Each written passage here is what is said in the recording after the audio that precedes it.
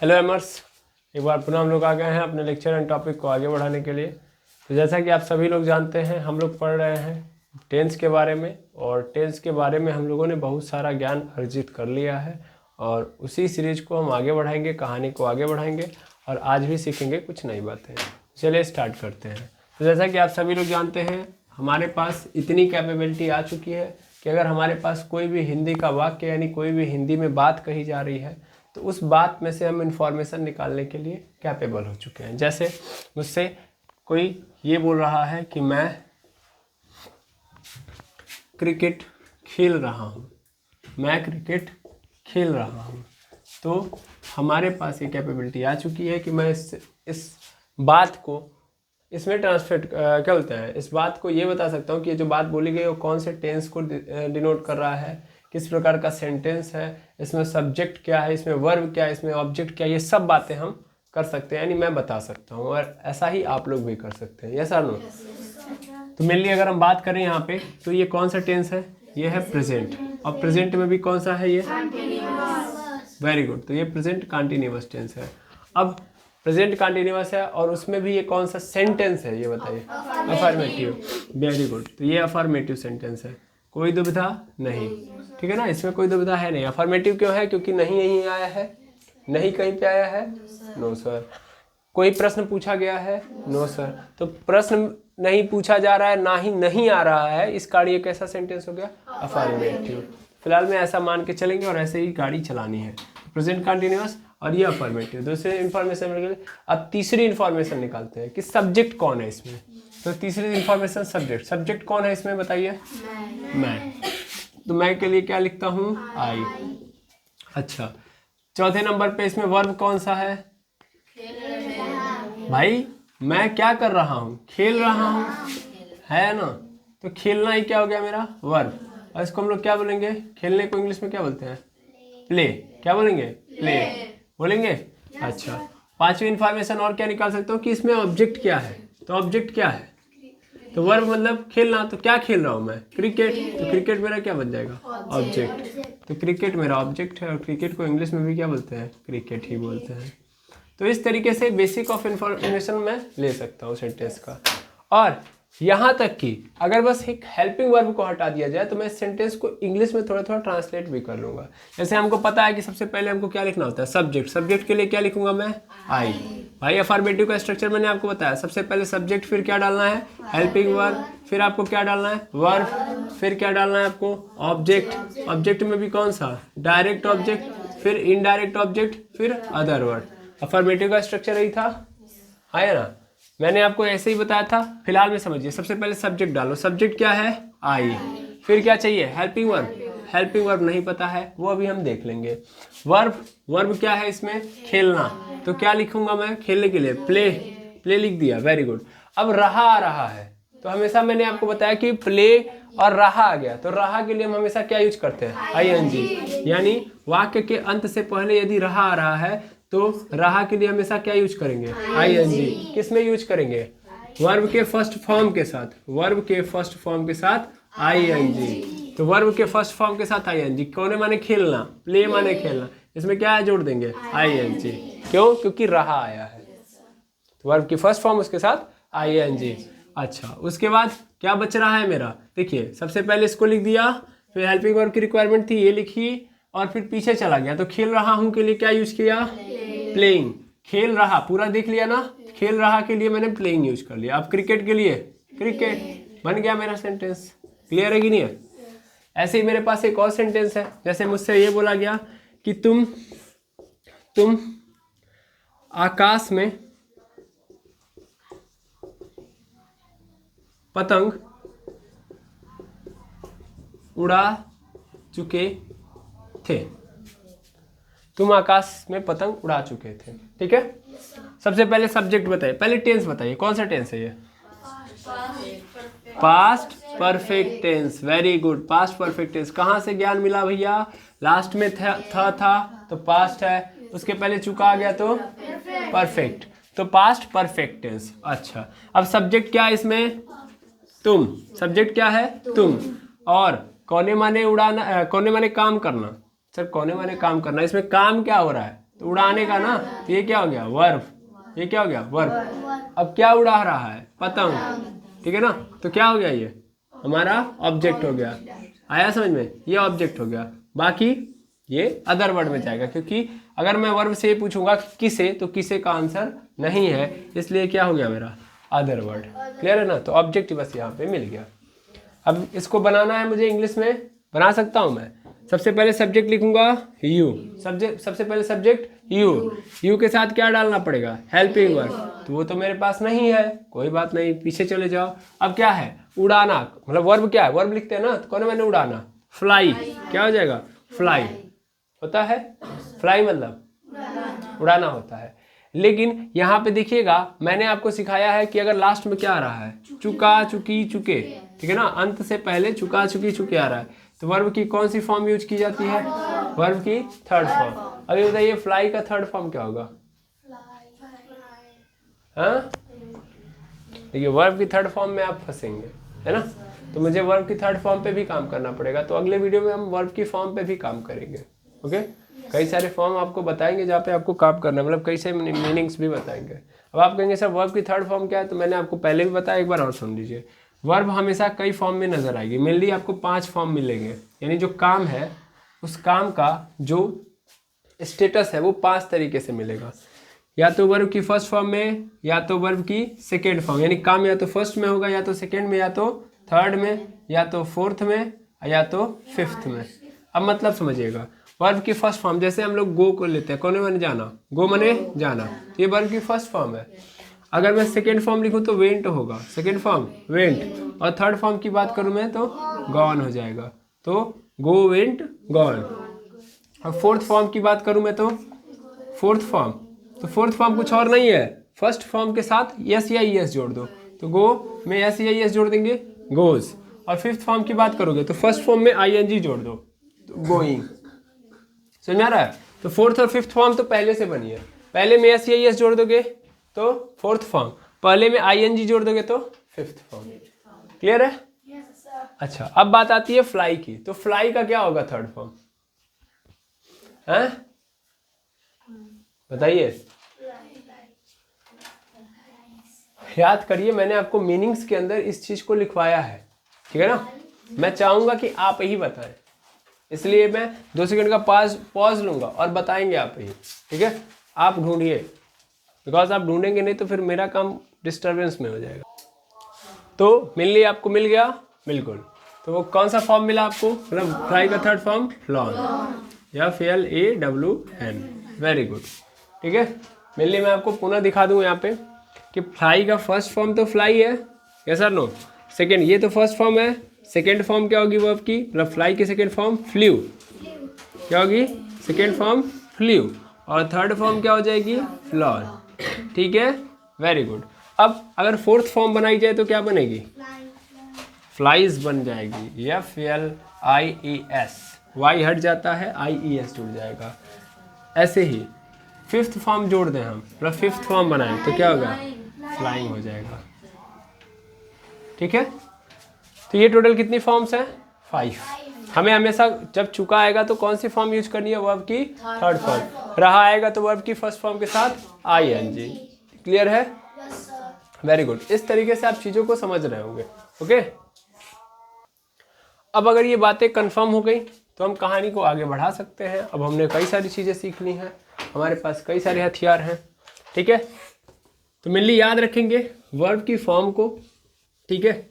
तो ये हो गया हमारा फ्लॉन, यहाँ पे क्या हो जाएगा? फ्लॉन। अब फ्लॉन हो गया तो अब इसके बाद क्या लिखेंगे? ध्यान देंगे, FLAWAN लिख दिया।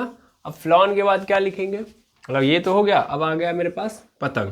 पतंग के लिए क्या लिखेंगे? काइट। फिर उसके बाद मे के लिए इन, और आकाश के लिए स्काई। क्लियर? तो क्या हो गया? यू हेल्पिंग और flown kite in the sky, ठीक है। आई होप समझ में आ गया होगा। लाइट आ गई, चली भी गई, ओके, छोड़े जाने दीजिए। तो यू हेल्पिंग और flown kite in the sky. इस तरीके से सेंटेंसेस को हमको बनाना है, और आई होप आप समझ गए होंगे कि बनाना कैसे है। आप भी बना लेंगे आप? ठीक है। अब मैं एक आध सेंटेंस और लेके आता हूँ ताकि और आपका दिमाग खुले, फिर उसके बाद फटाफट हेल्पिंग वर्ब की कहानी समझ लेंगे, फिर गेम ओवर। तो मेरे पास अब जो सेंटेंस है वो ये है कि क्या क्या राहुल क्या राहुल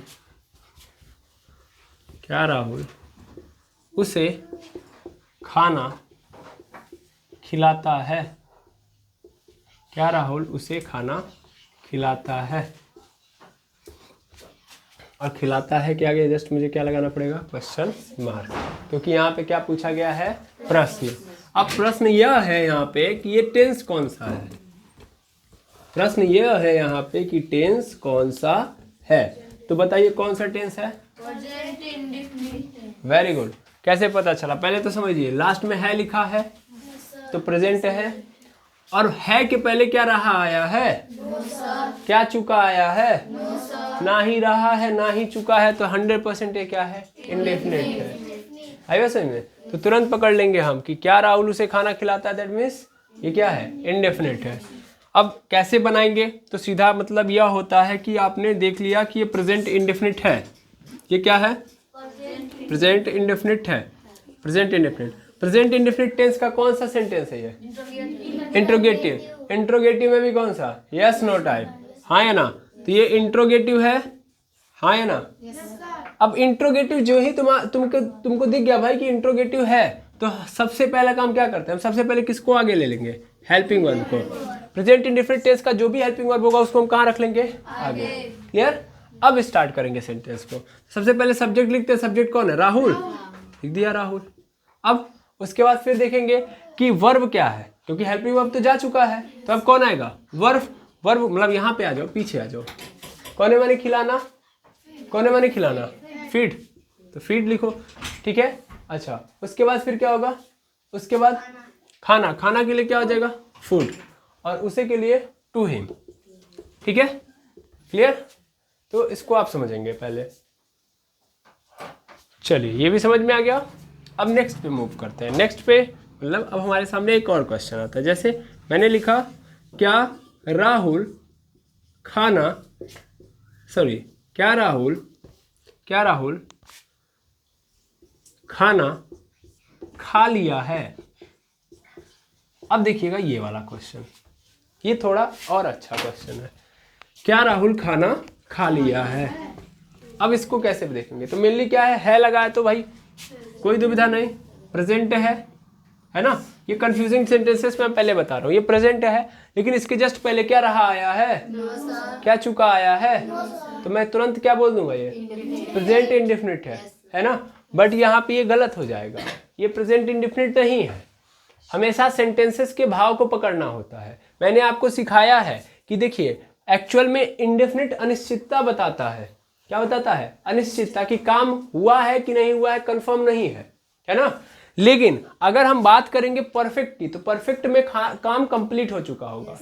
यहाँ पे जब लिया आ गया, दिया आ गया, दैट मीन्स यहाँ पे कंप्लीशन की कहानी दिखा रहा होता है। वो ये शो कर रहा है। अगर मैं इसको हटा दूं तो राहुल खाना खा लिया है, यानी इसने ये बताया कि कंप्लीट हो चुका है काम।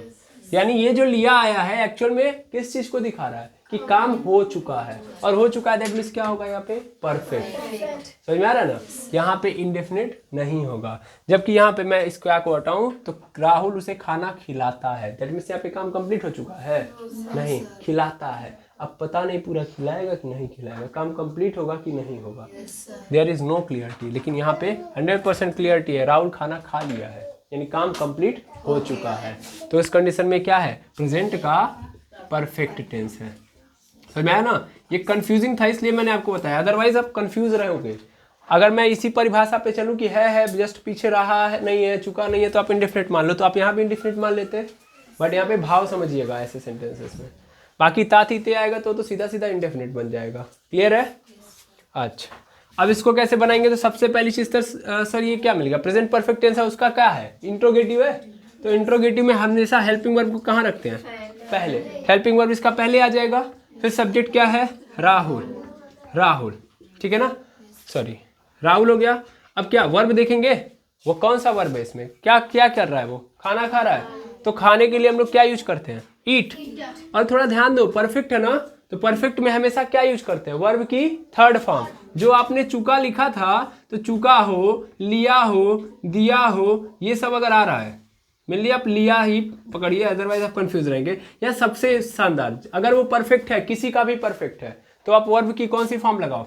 वर्ब की थर्ड फॉर्म। अगर परफेक्ट मिल रहा है तो आंख बंद करके वर्ब की कौन सी फॉर्म यूज करनी है? Third form. तो ईट का कौन सा फॉर्म यूज होगा? थर्ड। ईट का थर्ड फॉर्म ईटेड। क्या होता है? Eated. First form eat, second form ate, third form eated. ठीक है, आयो समझ में?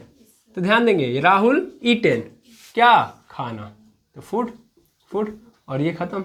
यहाँ पे लास्ट में क्या रह जाएगा? फुल स्टॉप नहीं रहेगा, क्वेश्चन मार्क। यहाँ भी आपने खड़ी पाई नहीं डालनी है, यहाँ पे भी क्वेश्चन मार्क। तो helping verb Rahul eaten food. ठीक है ना? तो दो बातें क्लियर हो गई होंगी। क्या? पहली बात कि इंट्रोगेटिव आएगा तो हेल्पिंग वर्ब को हमेशा कहाँ रख देना है? आगे। अगर क्वेश्चन वर्ड होगा तो क्वेश्चन वर्ड को इसके भी आगे रख देना है, वो आगे देख लेंगे आप लोग। लेकिन फिलहाल में कैसे बनाना है समझ आ गया? ले देखिए, दो चीजें हमें अभी भी फंसा रही हैं। पहली चीज है वर्ब की फॉर्म और दूसरी चीज है हेल्पिंग वर्ब। तो चलो हेल्पिंग वर्ब पहले खत्म कर लेते हैं आज, फिर हम नेक्स्ट वीडियो के अंदर आएंगे, वर्ब की फॉर्म्स को खत्म कर रहे होंगे। ठीक है, क्लियर है? चलिए, तो मैं सबसे पहले मिटाऊंगा फिर आगे बढ़ूंगा। ओके, तब तक आप एक क्वेश्चन करिए। आप ये वाला क्वेश्चन करेंगे, तुम उसे क्यों घर बुला चुके थे? इसको बनाएंगे आप, तब तक मैं बाकी मिटाऊंगा। ओके, आप नोट करिए और बनाइए। चलिए, इसे भी आप लोग बना चुके होंगे, एक बार देख लेते हैं फिर कहानी आगे बढ़ाते हैं। तो मेनली क्यों आ गया है, तो सीधा सीधा क्वेश्चन वर्ड है। क्यों के लिए हम लोग क्या लिखते हैं? वाई। और फिर हेल्पिंग वर्ब को कहाँ रखेंगे? आगे। फिर क्या लिखेंगे? सब्जेक्ट। सब्जेक्ट क्या है इसमें? यू लिख दिया। अब पहली चीज ये देखो कि टेंस कौन सा है? ये पास्ट परफेक्ट टेंस है, कोई दुविधा नहीं है। उसका कौन सा सेंटेंस है? इंट्रोगेटिव सेंटेंस है। ठीक है, बढ़िया है। तो हेल्पिंग वर्ब उसी के अनुसार लगा लेंगे। फिर यू लिख दिया, फिर कहाँ चले जाएंगे? पीछे। तो बुला चुके थे, यही है ना? वर्ब क्या है? बुलाना। और चूंकि चुके आया है तो वर्ब की कौन सी फॉर्म लगेगी? थर्ड फॉर्म, क्योंकि ये परफेक्ट है। तो परफेक्ट में हमेशा वर्ब की कौन सी फॉर्म लगती है? थर्ड। तो काल का थर्ड फॉर्म काल्ड, है ना? और घर के लिए क्या यूज करेंगे? हाउस। और फिर उसे के लिए टू हिम। करना क्या है भाई? सबसे पहले सब्जेक्ट लिखो, पीछे से आगे चले आओ, काम खत्म। ठीक है, और लास्ट में क्वेश्चन मार्क। तो why helping verb you called house to him. ठीक है, गेम ओवर। हाँ या ना? ओके। लेकिन यहाँ पे एक चीज आपको देखनी पड़ेगी, जैसे काल है, काल मतलब बुलाना। अब किसे बुला रहे हो? अच्छा, क्या बुला रहे हो? आंसर मिल रहा है? नहीं। किसे बुला रहे हो? उसे। आ रहा है ना? तो एक्चुअल में ऑब्जेक्ट कौन है? उसे। उसके बाद घर आएगा ना? देखो, मैं रैंडमली अगर आपको सिखाना चाहूँ तो ये लिख दिया, तो ये आंसर गलत नहीं है, ये सही है। समझ में आ रहा है? लेकिन मैंने एक तरीका बताया था कि हमेशा वर्ब के बाद किसको लिखो? ऑब्जेक्ट को। क्या ऑब्जेक्ट ये घर है कि उसे है? ये बताओ। उसे ऑब्जेक्ट है, तो सबसे पहले मुझे किसको लिखना चाहिए था? उसे। आया ना? तो उसे को लिखोगे। देखो, ये भी गलत नहीं है, मैं पुनः बोल दूं, ये भी गलत नहीं है। हाउस टू हिम लिख दिया। मेरा काम है आपको दोनों समझाना। पहला तरीका ये, सब्जेक्ट लिखो, फिर कहाँ चले जाओ? पीछे। पीछे से कहाँ चले आओ? आगे। बन गया इस तरह? गलत नहीं है। लेकिन मैंने बताया है एक प्रॉपर तरीका कि हमेशा वर्ब के बाद किसको लिखो? ऑब्जेक्ट को। तो बुला रहे हो, किस, क्या बुला रहे हो? नहीं आंसर दे रहा, किसे बुला रहे हो? आंसर दे रहा ना? उसे। तो कॉल्ड के बाद क्या लगाऊंगा मैं? Him, to him. है समझ में? और कहाँ पर बुला रहे हो? तो कहाँ, मतलब ये बात आ गई ना, घर। तो घर के लिए क्या यूज करूंगा? हाउस। तो एट हाउस, खत्म। To him at house. Clear है? तो ऐसे भी बनेगा, ये प्रॉपर तरीका है। ये क्या है? जनरल तरीका है। ठीक है, बाकी कोई दिक्कत नहीं होनी चाहिए। अब आगे बढ़ाते हैं हम। अब हम देखेंगे एक चार्ट जहां पे हम लोग ये समझ लेंगे कि हेल्पिंग वर्ब क्या यूज करना है। ठीक है, तो मेनली ध्यान देंगे। हम तीन रखेंगे, यहाँ पे लिखेंगे इंडेफिनिट, इंडेफिनिट, फिर कॉन्टिन्यूअस, कॉन्टिन्यूअस, फिर परफेक्ट, और फिर परफेक्ट के बाद परफेक्ट कॉन्टिन्यूअस। परफेक्ट कॉन्टिन्यूअस की बात अभी हुई नहीं है, लेकिन आगे हम कर लेंगे। लेकिन मैं चाहता हूँ कि अब हेल्पिंग वर्ब लेके आएँ और उसके बाद कहानी आगे बढ़ाएं। ओके, तो indefinite, continuous, perfect, perfect continuous. और इधर आप लिख लीजिए प्रेजेंट, इधर लिखिए पास्ट, और इधर लिखिए फ्यूचर।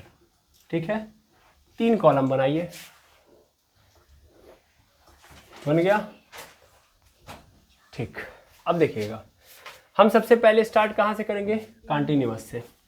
कॉन्टिन्यूअस पहचानने का सबसे बेहतर तरीका, लास्ट में क्या होगा? रहा, रही, रहे। ठीक है, रहा, रही, रहे। प्रेजेंट का होगा तो लास्ट में क्या लगा रहेगा? है, यही ना होगा? रहा, रहा है, रही है, रहे हैं, तो क्या हो गया? Present continuous. रहा था, रही थी, रहे थे। पास्ट कॉन्टिन्यूअस, रहा, रहेगा, रहा होगा, ये सब क्या होगा? Future continuous. भाई प्रेजेंट के लिए क्या साइन है कि लास्ट में क्या लगा रहेगा? है। पास्ट के लिए क्या साइन है? था, थी, थे लगा होगा। और इसके लिए क्या लगा होगा? गा, गी, गे। होगा कि नहीं होगा? यहाँ पे पूरा लिख दीजिए, था, थी, थे। ठीक है, ये लगा होगा। अब कहानी को अगर हम आगे बढ़ाएं, कहानी को यदि आगे बढ़ाएं तो हम स्टार्ट कर रहे हैं कॉन्टिन्यूअस से। तो अगर प्रेजेंट का कॉन्टिन्यूअस है तो रहा है, रही है, रहे हैं आएगा। अब देखना हेल्पिंग वर्ब इसके लिए क्या लगते हैं? किसके लिए? प्रेजेंट कॉन्टिन्यूअस के लिए। प्रेजेंट कॉन्टिन्यूअस के लिए, प्रेजेंट कॉन्टिन्यूअस के लिए हम लोग हेल्पिंग वर्ब यूज करते हैं is, am, are. Is, am, are. अब 3 हेल्पिंग वर्ब है सर, किसके साथ कौन सा यूज करेंगे? तो कोई भी सिंगुलर हो, कोई भी सिंगुलर हो, उसके साथ क्या यूज करेंगे हम लोग? इज। और एम हमेशा किसके साथ यूज करेंगे? आई के साथ। और कोई भी प्लूरल हो तो उसके साथ हम क्या यूज करेंगे? आर। ठीक है, उसके साथ क्या यूज करेंगे? आर। क्लियर है? अब सिंगुलर मतलब जो एक लोगों के लिए आता है, तो मेनली एक लोग यदि होंगे तो क्या लिखूंगा मैं? इज। जैसे मैं यहाँ पे लिख भी देता हूं, जैसे कि मेरे सामने आ गया ही मतलब वह, सी मतलब वह, इट हो गया, दिस हो गया, दैट हो गया, और किसी का भी नाम हो गया, सिंगुलर नाम, तो वो सब क्या होता है? सिंगुलर होता है। आएगा समझ में? और वहां पे हम क्या यूज करेंगे? इज। याद रखना, आप सिंगुलर मतलब ये पूरा याद रख लेना। ठीक है, और एम का मतलब, एम को तो सिर्फ और सिर्फ किसके साथ यूज करेंगे? आई। यानी जब मैं आएगा तो मैं के लिए आई, और आई के लिए हमेशा क्या यूज करेंगे? आई के साथ हेल्पिंग वर्ब लगाऊंगा मैं एम। आई के साथ हमेशा एम। प्लूरल की बात कर दिया तो प्लूरल में यू आएगा, वी आएगा, दे आएंगे। आएगा समझ में? या किसी का नाम भी हो सकता है, दिज हो गया, ठीक है ना, दिज हो गया, दोज हो गया, इन सब के साथ भी क्या आएगा? इन सब के साथ आएगा आर। क्लियर है? हाँ या ना?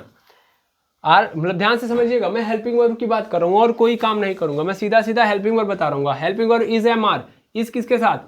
ही, सी, इट, दिस, दैट, या किसी के नाम के साथ, जैसे राहुल, मोहन, ये सब आ गया। ललिता आ गई, सलिता आ गई, कोई भी हो, ठीक है ना, नाम है अगर तो क्या लगाऊंगा? इज। एम किसके साथ? आई के साथ। और प्लूरल में this, those, you, are, we, sorry you, we, they, अगर ये सब आ रहा है तो क्या लगा दूंगा? आर। क्लियर है? अच्छा, ये तो हो गया किसका बात? हेल्पिंग वर्ब का। अब वर्ब हमेशा कौन सी फॉर्म में रहेगा? तो रहा, रही, रहे के लिए हमने क्या बताया कि वर्ब फॉर्म के साथ, वर्ब के फर्स्ट फॉर्म के साथ हमेशा क्या लगा देना है? आईएनजी। तो कंटिन्यूअस है तो वर्ब की फर्स्ट फॉर्म के साथ हमेशा आईएनजी। वर्ब में कभी कंफ्यूज नहीं होना है, ठीक है, इस बात को भूलिएगा मत। अब चलिए, पास्ट कंटिन्यूअस है तब क्या यूज करते हैं? हेल्पिंग वर्ब लग जाता है was, where। was, where। was किसके साथ? सिंगुलर के साथ। अब आ रहा है सिंगुलर, क्या होगा? हाँ या ना? he, she, it, he, she, it, ठीक है ना। this, that, किसी का नाम हो गया, और यहां पे आई भी आएगा तो भी क्या लगाऊंगा मैं? was। और where के लिए क्या यूज करूंगा? प्लूरल। प्लूरल के लिए मैं क्या यूज करूंगा? क्या यूज करूंगा? where। सिंपल, यहां पे क्या होगा? these, those, these, those, we, you, they। ठीक, तो where। क्लियर? अच्छा, फ्यूचर में आ जाओ। फ्यूचर कंटिन्यूअस का हेल्पिंग वर्ब क्या होगा भैया? शैल be, will B. Helping verb क्या यूज करूंगा मैं? शैल be, will B, will be. Shall B मतलब यहाँ पे क्या, किसके साथ शैल बी लगाऊंगा? आई और वी के साथ, मात्र आई और वी के साथ। और विल बी बाकी सबके साथ, बाकी सबके साथ। ये बात याद रखो यार, फ्यूचर का तो बड़ा आसान है, कोई टेंशन नहीं, कोई झंझट नहीं। बाकी सबके साथ क्या यूज करूंगा मैं? Will be. क्या यूज करूंगा? Will be. ध्यान देना, विल किसके साथ यूज करता हूं हमेशा? बाकी सबके साथ। शैल किसके साथ यूज करना है? आई और वी के साथ, इसके अलावा किसी के साथ नहीं। क्लियर है? तो क्या कंटिन्यूअस समझ में आ गया? कंटिन्यूअस, प्रेजेंट कंटिन्यूअस, पहले एक बार बोलेंगे। प्रेजेंट कंटिन्यूअस के लिए helping verb is, am, are. Past continuous was, were. और फ्यूचर कंटिन्यूअस के लिए shall be, will be. Shall be किसके साथ लगेगा? आई और वी के साथ। विल बी किसके साथ लगेगा? बाकी सबके साथ। क्लियर है? अच्छा, इज किसके साथ लगेगा? He, she, it, he, she, it, this, that, name, this, that, name. और एम किसके साथ लगेगा? आई के साथ। आर किसके साथ लगेगा? This, those, you, we, are. ठीक है ना? Sorry, we, they, sorry my mistake, you, we, they. Simple समझो, इज सिंगुलर के साथ, यानी एक लोग होंगे तो इज। आर किसके साथ लगेगा? तो बहुत ज्यादा लोग रहेंगे तो उनके साथ। और मेनली आई के साथ हमेशा एम। वाज में फिर वही, एक लोग रहेंगे तो वाज, कई लोग रहेंगे तो वर। क्लियर है? ठीक है। अब आते हैं परफेक्ट में। तो परफेक्ट की पहचान चुका, चुके, चुकी, लिया। ठीक है ना? आया समझ में? आया समझ में? क्लियर? अच्छा, अब इसमें वर्ब की कौन सी फॉर्म लगती है? तो वर्ब की हमेशा कौन सी फॉर्म लगाएंगे हम लोग? वर्ब की थर्ड फॉर्म। वर्ब की कौन सी फॉर्म यूज करते हैं? Third form. Mainly helping verb की बात करते हैं तो प्रेजेंट कंटिन्यूअस, प्रेजेंट परफेक्ट का हेल्पिंग वर्ब एक होगा हैज, दूसरा होगा हैव। Has, have. देखो हमेशा में कंफ्यूजन जानते हो किसका होगा? आई इधर उधर कूदते रहेगा। ठीक है ना? अब जैसे यहाँ पे देखो, यहाँ पे ये सब कुछ रहेगा, ये सब कुछ यहाँ पे चिपका दो। सिंगुलर के साथ लगेगा क्या अपना? हैज। और प्लूरल के साथ क्या रहेगा? हैव। बस यहाँ पे आई का मसला और ऐड हो जाएगा। अब आई के साथ हमेशा क्या लगेगा? हैव। आई के साथ क्या लगेगा? ठीक है, आई के साथ हैव। ठीक है? अच्छा, अब यहाँ पे आ जाओ। यहाँ पे हेल्पिंग वर्ब देखेंगे, यहाँ पे हेल्पिंग वर्ब एक सिंगल होता है, हैड। सबके साथ क्या लगेगा? केवल और केवल हैड। सबके साथ क्या लगेगा? हैड, चाहे वो सिंगुलर हो चाहे प्लूरल हो। हैज सिंगुलर के लिए और हैव प्लूरल के लिए। क्लियर है? लेकिन पास्ट की अगर हम हेल्पिंग वर्ब को देखा जाए, यानी पास्ट परफेक्ट का हेल्पिंग वर्ब क्या होता है? हैड। तो सिंगुलर प्लूरल सबके लिए क्या लगेगा? हैड। इसमें कोई समस्या नहीं होनी चाहिए। अब फ्यूचर की बात करें तो फ्यूचर का हेल्पिंग वर्ब क्या होता है? तो वो होता है शैल हैव, शैल हैव। और दूसरा होता है विल हैव, शैल हैव और विल हैव। शैल फिर से मैं बता दूं, शैल किसके साथ केवल और केवल लगेगा? आई और वी के साथ। बाकी सबके साथ क्या लगा दूंगा? Will have. और वर्ब की कौन सी फॉर्म लगेगी? हमेशा थर्ड फॉर्म। ठीक है, चलिए अच्छी बात है। अब आता है परफेक्ट कंटिन्यूअस। तो परफेक्ट कंटिन्यूअस याद रखेंगे, इसमें क्या होता है? टाइम के साथ चल रहा होता है। मैंने बताया ना, टाइम के साथ, टाइम के साथ काम चलेगा, चल रहा है। इसकी पहचान क्या है? इसकी पहचान भी लास्ट में क्या होगा? इसकी पहचान पहले देख लो। आइडेंटिफिकेशन में ये आता है कि लास्ट में क्या होगा? रहा, रही, रहे। रहा, रही, रहे। लेकिन उसके पहले कहीं ना कहीं क्या होगा? समय। और समय आएगा तो इसके लिए हमको क्या यूज करना है? सिंस और फॉर। तो सिंस और फॉर कैसे यूज करना है वो हम आपको आगे सिखा रहे होंगे। ठीक है, क्या हुआ? अब ध्यान से देखेंगे, मेनली यहाँ पे वर्ब की कौन सी फॉर्म रहेगी? तो मैंने बताया रहा, रही, रहे है। तो वर्ब की फर्स्ट फॉर्म के साथ क्या यूज करते हैं हम लोग? आईएनजी। तो यहाँ भी वर्ब की फर्स्ट फॉर्म के साथ क्या लगेगा? आईएनजी। अब थोड़ा ध्यान से सुनेंगे, ध्यान से सुनेंगे। यहाँ पे हेल्पिंग वर्ब क्या होगा? हेल्पिंग वर्ब होगा हैज। यहाँ पे था ना? तो देखो परफेक्ट है तो परफेक्ट का हेल्पिंग वर्ब लेते हैं, और वर्ब किसका लेते हैं? कंटिन्यूअस का। तो परफेक्ट का क्या यूज करोगे? Helping verb. और वर्ब किसका यूज करोगे? कंटिन्यूअस का। तो प्रेजेंट परफेक्ट का हेल्पिंग वर्ब क्या होता है? हैज और हैव होता है। बस इसमें क्या जोड़ देना है? बीन। क्या जोड़ देना है? बीन। इसमें बस ये जोड़ देना है, हैज बीन या हैव बीन। तो यहाँ पे लिख देता हूँ has been, have been, have been. ठीक है। अब सर आपसे क्वेश्चन ये पूछा जाएगा कि कहाँ पे हैज बीन, कहाँ पे हैज बीन?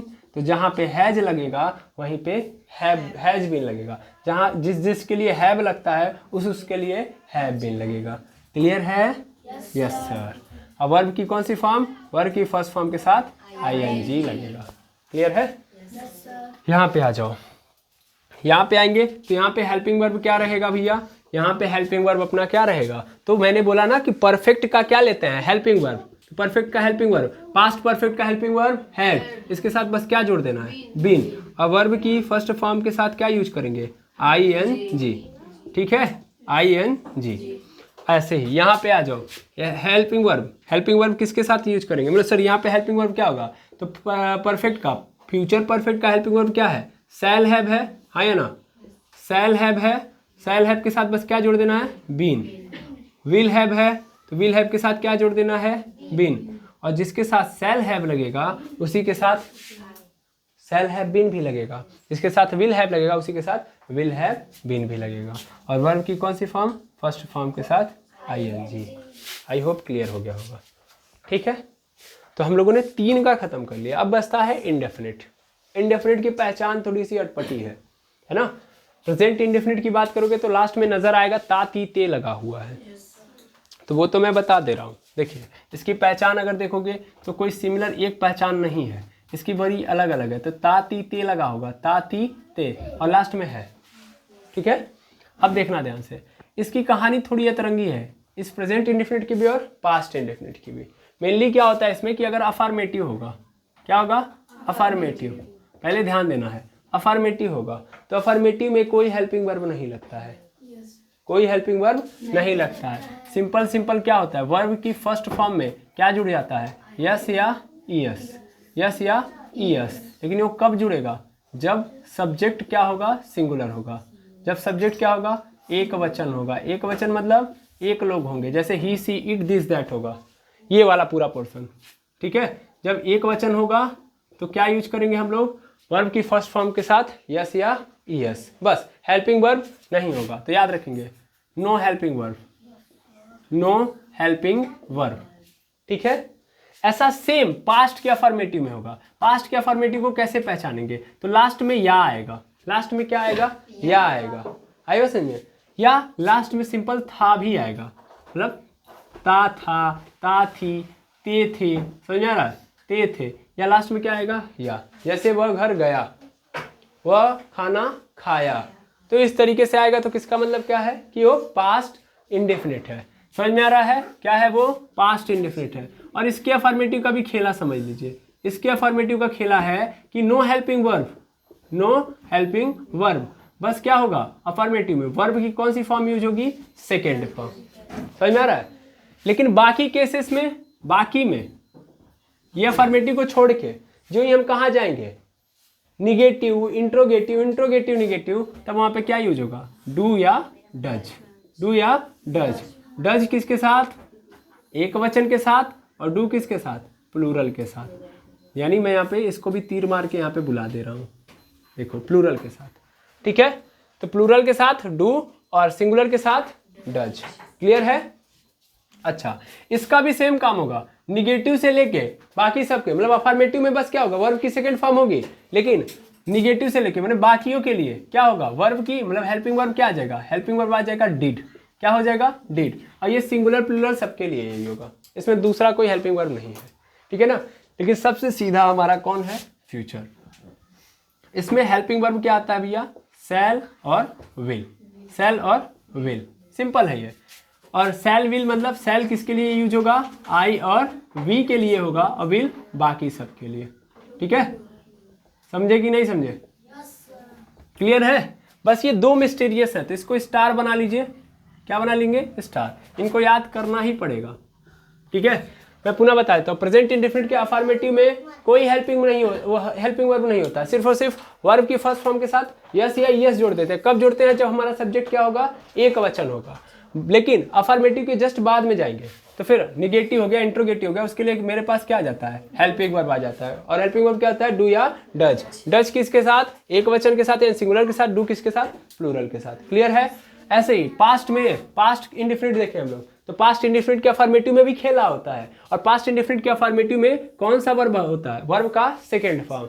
और पूरे टेंस के अंदर टोटल कितने टेंस होते हैं, 12।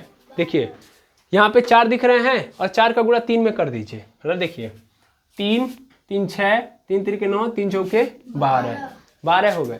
12 टेंसेस हैं। इन 12 टेंसेस में केवल और केवल एक ऐसा क्या है हमारे पास, टेंस होता है जो वर्ब की सेकेंड फॉर्म लेके आता है, और वो कौन है, पास्ट इंडेफिनिट टेंस। तो पास्ट का जो इंडेफिनिट होता है वो केवल और केवल एक ऐसा टेंस होता है जहां पे वर्ब की कौन सी फॉर्म होती है, सेकेंड फॉर्म होती है। और ऐसे ही प्रेजेंट का भी इंडेफिनिट एकमात्र ऐसा टेंस होता है जो वर्ब की कौन सी फॉर्म यूज कर रहा होता है, तो वर्ब की फॉर्म यूज कर रहा होता है फिफ्थ वाली। फिफ्थ फॉर्म यूज कर रहा है, नहीं कर रहा है? यस या यस जोड़ दोगे तो फिफ्थ फॉर्म बन जाएगी, नहीं बन जाएगी? तो ये दोनों अपने आप में अजूबा काम करते हैं। क्लियर है? यहाँ पे देखो हेल्पिंग वर्ब इसका तो क्लियर है, शैल विल होगा और वर्ब कैसी होगी, तो सिंपल वर्ब की फर्स्ट फॉर्म होगी। वर्ब कौन सी होगी? First form. बस इसमें कोई लोचा नहीं है, फ्यूचर के इंडेफिनिट में कोई लोचा नहीं है, एकदम क्रिस्टल क्लियर है। ठीक है, तो ये सब के सब क्या है? Helping verb. ये मैंने पूरा का पूरा एक चार्ट बना दिया। क्लियर है? इस पूरे चार्ट को नोट कर लेंगे और इस पूरे चार्ट को नोट करके आप क्लियर कर लेंगे माइंडसेट अपना, और फिर मिलते हैं नेक्स्ट वीडियो में जहां पे हम हेल्पिंग वर्ब्स की मदद से सेंटेंसेस बना रहे होंगे। तो आज के लिए इतना ही, मिलते हैं नेक्स्ट वीडियो में। Thank you very much एमर्स।